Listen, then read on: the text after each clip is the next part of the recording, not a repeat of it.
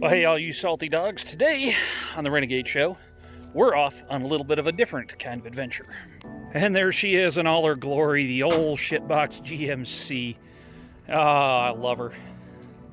She's just kept on her running for me. She's needing some rear springs pretty bad. It's starting to look like I'm from South Carolina or some shit with the way she's squatting in the rear end. I promise I didn't do that on purpose. It's just those springs are just a bit well worn and experienced. So off here in the distance over behind me, you can see this stretch of land right here. That is Whidbey Island, and for those of you that don't know, I was in the Navy. I was actually active duty for 9/11, and I was there on Whidbey Island.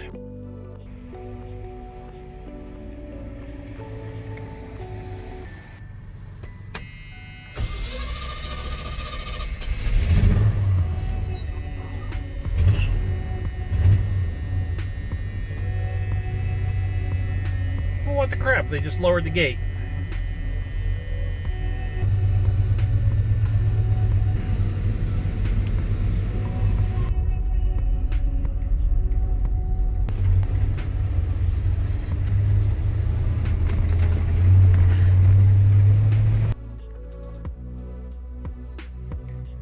So I just got done flying this airplane right here.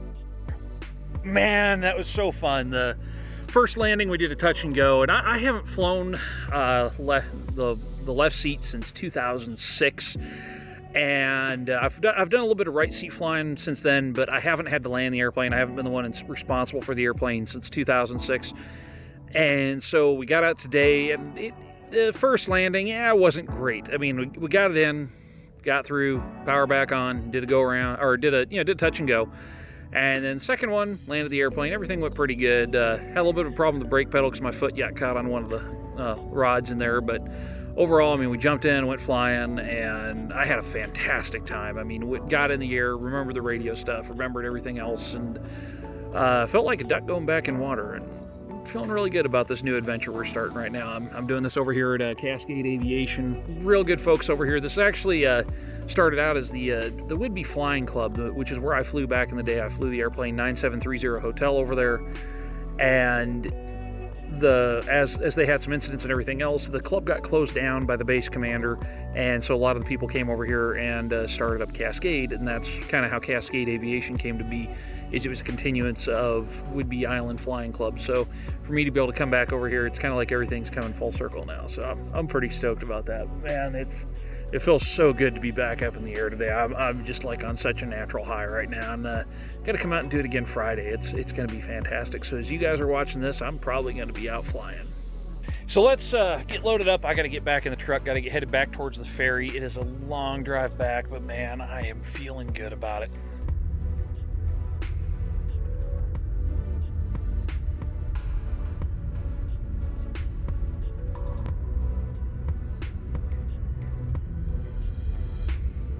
He's been sitting there all day waiting for me. Hey, buddies, what you doing? Huh? What you doing? Come on.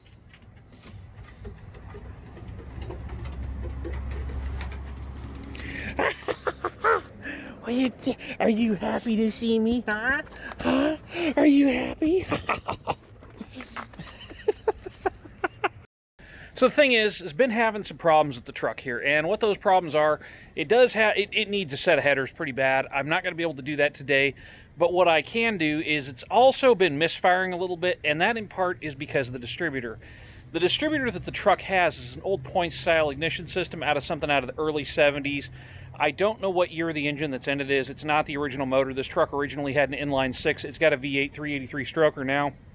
So that motor was built out of something. They did a good job building it, but they put a points ignition back in it. And the points ignition, there's a reason that went away in the early 1970s. It is just not great. Oh, well, now this is a pleasant surprise. I know what I'm doing for lunch. Thai food. Well, I don't have a kit, but I can get a kit. And so I went down today, and one of the things we got for this is we got one of these MSD HEIs. Great little kit, 170 bucks for it. Slap it right in there. It'll be good to go. But in order to do that, the first step is I got to fire the truck up, and I'm going to check where the timing is at idle, just to make sure that when I put it back together, I know where it is. Now, first thing we need to do, setting the timing, is pull the vacuum advance off the distributor, which is this right here, and then we're just going to go ahead and plug that with something. And we got this plugged off with a 1/4 bolt. Important to plug that, otherwise you'll have a vacuum leak, so when you're setting the timing, your new set on the timing won't be accurate. I need to get what's left of this propane system out of here today too. I think that's going to be a definitely good project to tackle. All right, now you can see our timing light is set at 0 here. Want to make sure all our cables are clear. We're hooked onto the number 1 there. When you're looking at the front of a Chevy small block, the number 1 is on the driver's side, forwardmost cylinder, and so we're clipped onto the number 1 spark plug wire there. This wire here, I'm going to move that over just a little bit. We want to make sure that this wire can't get caught in the fan down there. That would be really bad.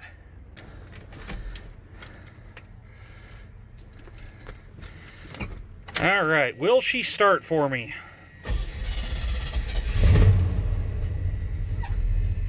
Hey, you can see, you can't even see it with the flicker here, but we'll go in now. Engine's idling. Let's see, it says it'll idle at 458 RPM. That idle is just a little bit low. But we'll go in here now and see if I can actually see the timing.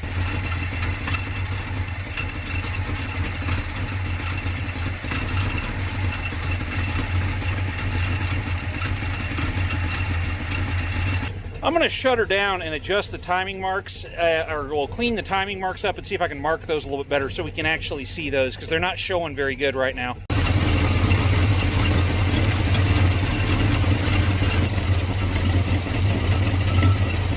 All right, we got the motor stripped down. Now I've identified that the number 1 wire went to this post right here, and that's important. So what we're going to do now is I'm going to pull the cap off of there, and once I take that cap off, then we're going to verify that the rotor points over towards that direction when the timing mark over here is pointing towards the number 1 cylinder.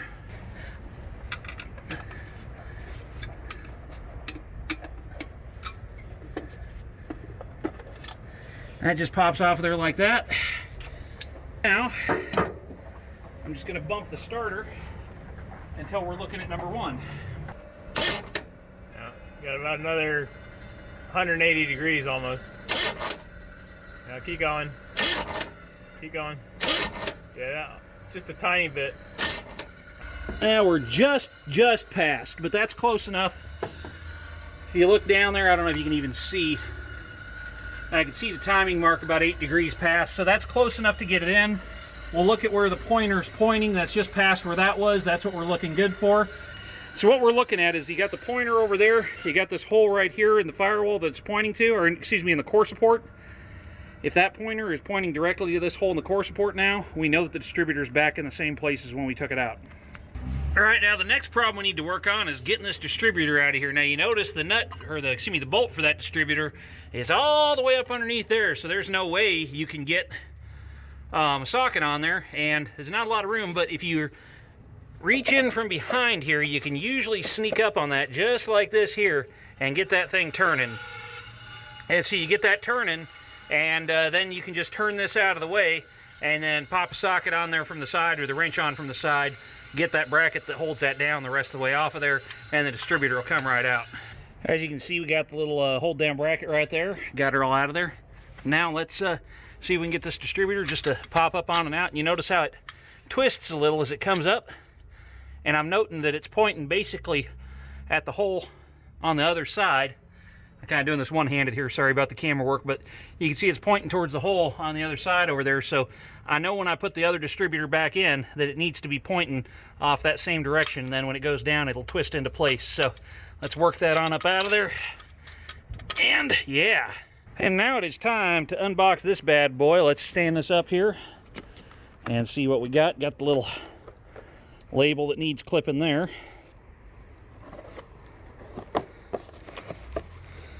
And ooh, look at that right there. That's the unit. Nice, shiny new GM pattern HEI. Get this to come off of the cardboard here. Come on, let go, you bastard. All right. Stop, do not turn to your retailer, blah, blah, blah, blah, blah. I know how to install a distributor. And so look at this fine piece of workmanship right here. I like it. Let's get it out of the bag.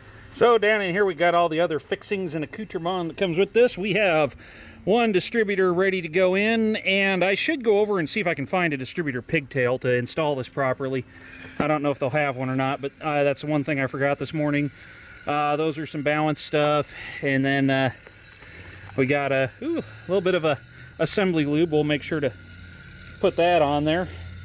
Well packaged product, that's for sure. So yeah, let's see about getting this thing put in there. All right, yeah, she just dropped right in the hole. She's pointing not quite where she was supposed to, but you know, we are dead nuts on the money there. I'm not going to change it any more than that because we know that we're pretty much right where we need to be. And so I can stick this thing on here, and we're just going to adjust that to about right there. Get the hold down clamp on, and we can start putting in wires. All right, now we got the distributor in there. It is bolted down, and I've got it just tight enough where you have to put in just a good amount of effort to make that move. It won't, you know, just by tapping it, it won't go, but you can give it a little bit of a push, and that will let me set the timing when the time comes. All right, now we need to pull the spark plugs out of here.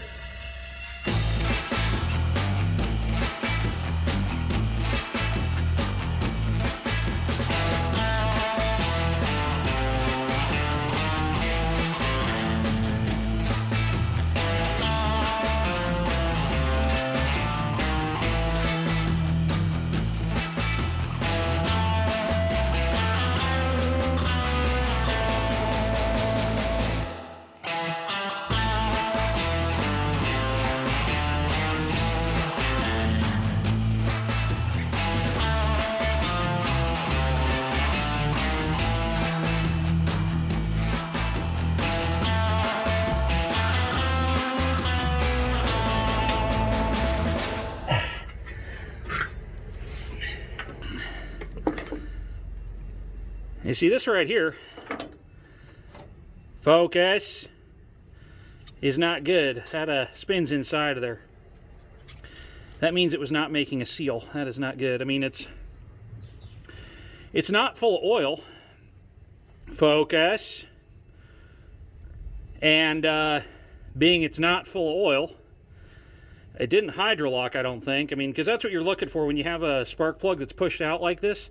If it's full of oil, that's a really bad sign, because what that means is that the cylinder filled up full of oil, and then boom, it popped the plug out, and that became the place for the pressure to go, and that can mean like a bent rod or something like that. But the tip of that looks dry. It just looks like it's been misfiring through there, so that's probably part of the problem why this is running rough.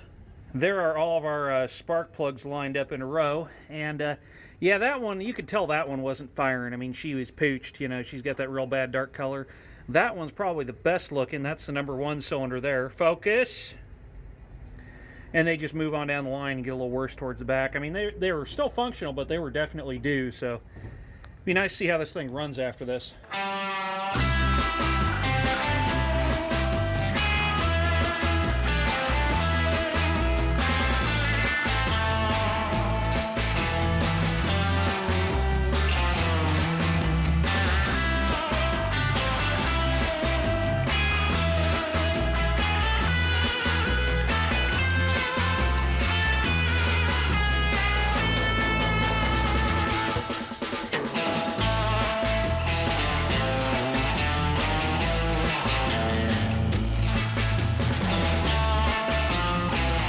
Yeah, you can see there was so much gas on the end of that it just kind of came out and poured all over that, so you know that cylinder wasn't firing.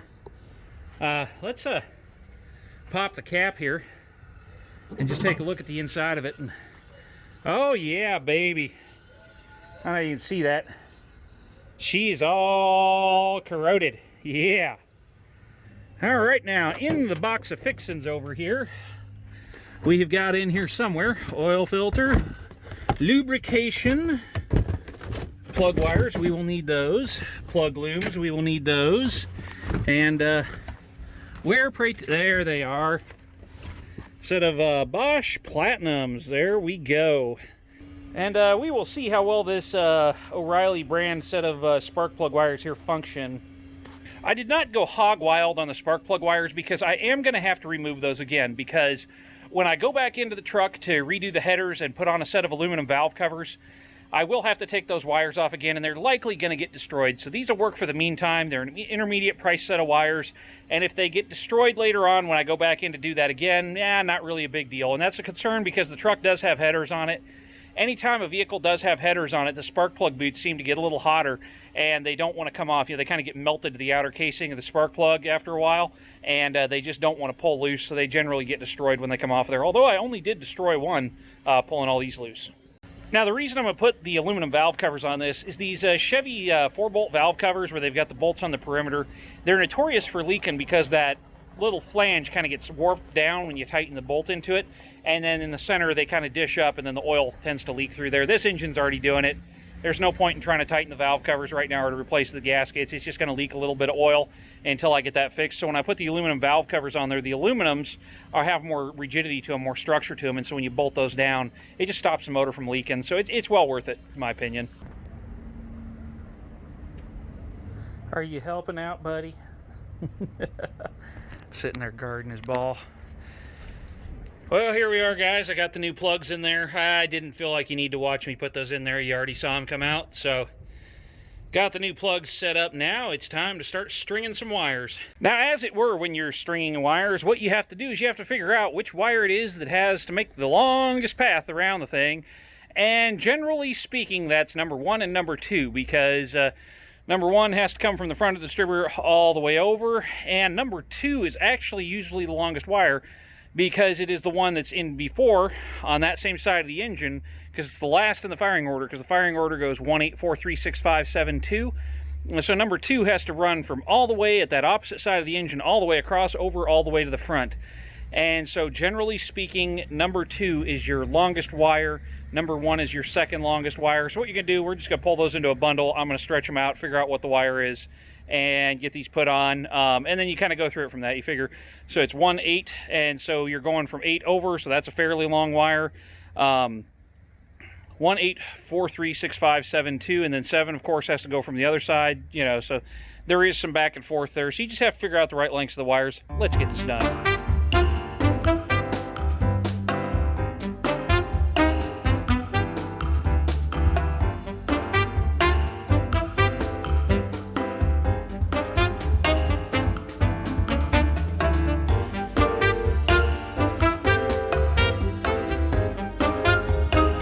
Got everything wired up. Now what I'm going to do is get my tools policed up, and then I'm going to walk back over there and see if they have that plug I need, so I can just put in the proper plug to that. And that'll also give me a tack lead for in a couple of months here when I replace the dash. I can just hook the tack directly up to that, so that'd be a good deal. All right, so here we go. Got back from O'Reilly's, and we got heat shrink connectors.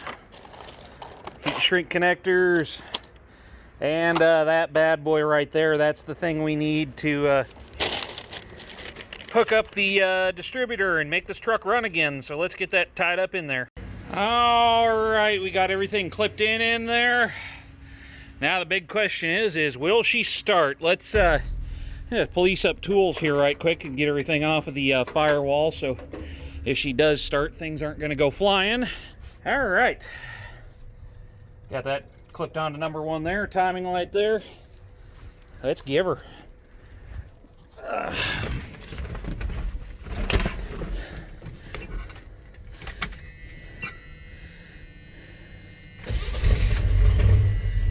Oh! Oh! Oh! Oh!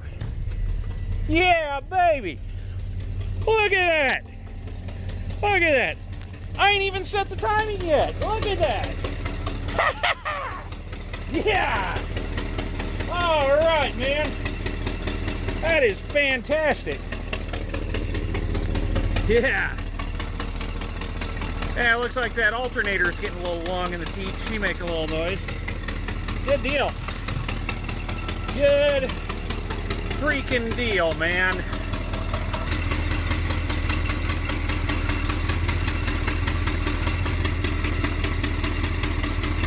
Right now it appears to be right at top dead center.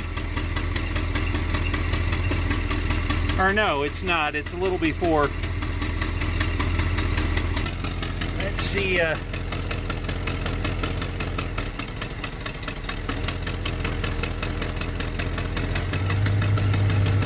Oh, it liked that. It liked that a lot.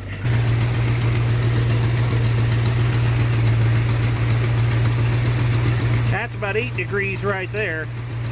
That sounded really happy. I'll grab a screwdriver. As it's idling just a little high for what I want. Just back her off a smidge.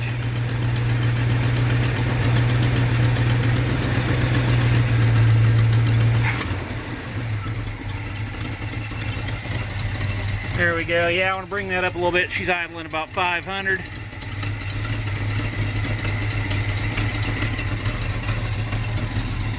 Now 550. Yeah, I forgot this thing's got the high idle on it, so I had to bump it there. 650. 700. Idling real nice right at 700 there. Right where we want her to be. I'll rev her a couple of times, see how she sounds.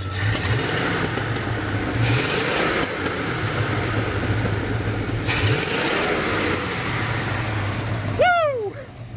That is a healthy motor. Oh yeah. Oh, that sounds so much better. That's a million times better. All right, yeah. I've been putting this off way too long. We got her going, man. I can actually start using this thing now. That's great. I get an air cleaner put back on her. I need to tighten that bolt on the distributor down and hook up the vacuum advance. We'll go out and take her for a spin. All right, guys, that is going to be a wrap on this one. Got the truck running. It is running great. And tomorrow, I'm going to go over and go flying again. So we'll catch y'all later. You stay awesome. We'll see you in the next one.